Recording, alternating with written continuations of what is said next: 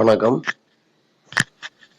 இன்னைக்கு நம்ம அஸ்வாஸ் ஹிஸ்டரி சேனல்ல பக்தி இயக்கத்துல 7வதா மத்துவரை பத்தி பார்க்க போறோம். இவர் தென் கன்னடத்தில் உடுப்பிக்கு அருகில் வெளாளி என்ற கிராமத்தில் கிபி 1199 பிறந்தார்.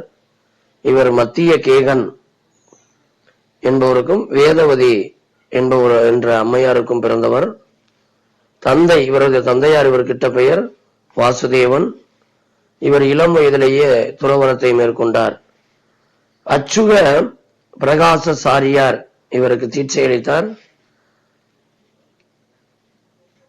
இவரை ஆனந்த தீர்த்தர் என்றும் அழைப்பர்.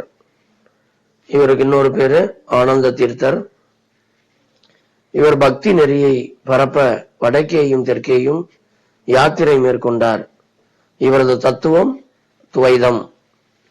துவைதம் என்ற சொல்லிற்கு இருமை கொள்கை என்ற பொருள். ஆதிசங்கரின் அத்வைதம், ராமானுஜரின் விசிஷ்டாத்வைதம் ஆகியவற்றிலிருந்து இக்கோட்பாடு மாறுபட்டது. மத்துவரது நெறி 5 வேறுபாடுகளை கூறியுள்ளது. இறைவனை காண விரும்பினால் வேதங்களை கற்று புலனை அடக்கி முழுமையாக அவனை சரணடைய வேண்டும் என்றார் மத்துவர். மேலும் இவர் 37 நூல்களை எழுதியுள்ளார். இவர் பகவத்கீதைக்கும் உபநிடதங்களுக்கும் வேதாந்த சூத்திரங்களுக்கும் உரை எழுதினார்.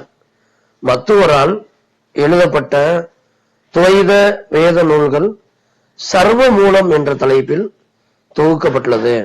நன்றி. இந்த வீடியோ பிடிச்சிருந்தா லைக் பண்ணுங்க.